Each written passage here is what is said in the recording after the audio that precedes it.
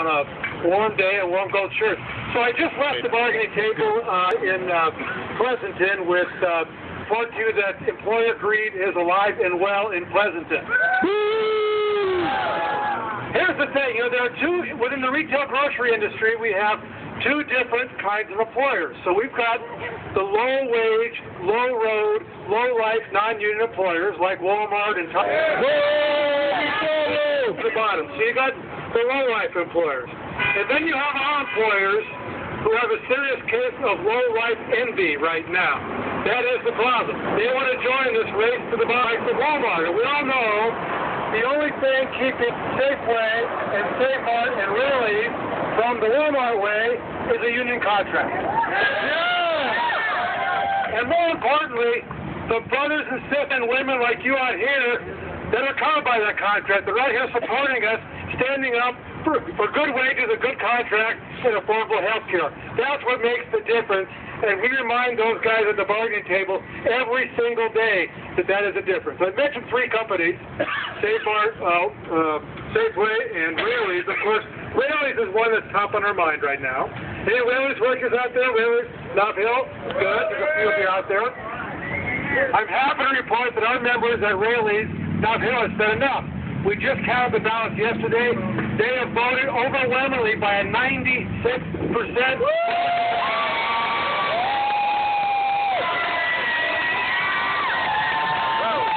Tomorrow, we go back to the bargaining table with the mediator, with Raley's. I'm going to have that strike vote in my pocket. Doesn't mean we're going on strike tomorrow or the next day. That contract is extended through the 6th of June, as we know, but we sure as hell expect an attitude adjustment from the Raley's folks tomorrow. Yeah! We've admitted that. Those low-road employers I talked about are undercutting our wages, our benefits, our working conditions. We know. We have to deal with that. We have to make our employers competitive. And we have tried for 7 damn months to find ways to do it in ways that many impact on our members. We've been reasonable because as I've been out to stores to talk to our folks, told me, we're reasonable people. We know the economy's bad. We know our employers are being undermined by the low-road, the low-wage competition. They're asking for too much.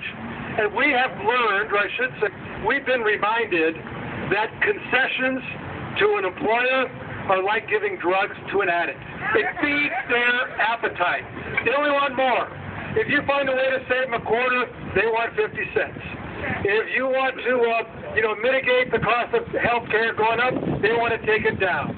There's never enough for them. Well, we have to tell them, it's enough. We have reached our limit. We're not going back any further than we've even talked about doing. We're not going to go forward as much as we have when the economy was booming, but we're also not going back to the dark ages. We're not going to undermine the progress that grocery workers have made over the last 30, 40 specifically with respect to affordable health care. We're not going to let them take it away from our members, and we're not going to let them take it away from our retired members. They can afford to put any of those retirees. That's got to stop. Every single day. Raley's happens to be the poster child right now. We know what those members did. And by the way, that 96% strike vote came after robocalls from the owner. It came after an anti-union campaign in the stores. The more the company campaigned against the strike vote, the more our members showed up and said, you got it wrong. We are going to go on strike if we have to. Well, Safemart and Safeway is going to have that message as well. Now, with Safemart, that contract expires Saturday at midnight. They've given us a phony deadline, just like Raley's did to cause this problem. Hopefully they'll come to their senses because we are not going to be finished by Saturday at midnight with Safemart. And if they pull the same thing, if they let the contract expire and threaten us with a final offer, then I am confident that our Safemart members will send the same message as our Raley's members did, and then down the line, if necessary, our Safeway members. So clearly, what we need to do is keep doing what we are doing. The companies hate the pledge card tables. They hate the delegation. They hate these rallies.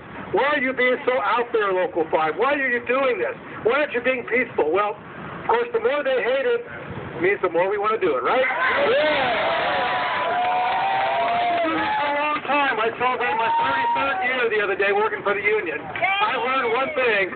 If employers don't like us doing something, we got to do more of it. Yeah! So I know you're with us. I know there are workers here from other unions. We're going to be supporting the CWA workers and janitors. There's a lot of workers, a lot of service workers that have fights, and they're dealing with the same issues we are. The low-road employers and our employers that have the low-road envy. The message is the same for all of us. We are reasonable, but we are not going to get in a race to the bottom with the likes of Walmart and other companies like that, are we? No! So let's stay together. We're going to keep you informed, stay involved. We don't want that fight. We'll strike, but if we have to, we will. And I am confident, based on this crowd, based on my business to stores, based on everybody that I talk to, if we are out there, not only are you going to be with us, but the more than 12,000 customers that have signed pledge cards are going to be with us. Other unions will be with us, community leaders, our international unions. We will win if we have to fight, and if we are ready for that fight, if we have to take it. Thank you.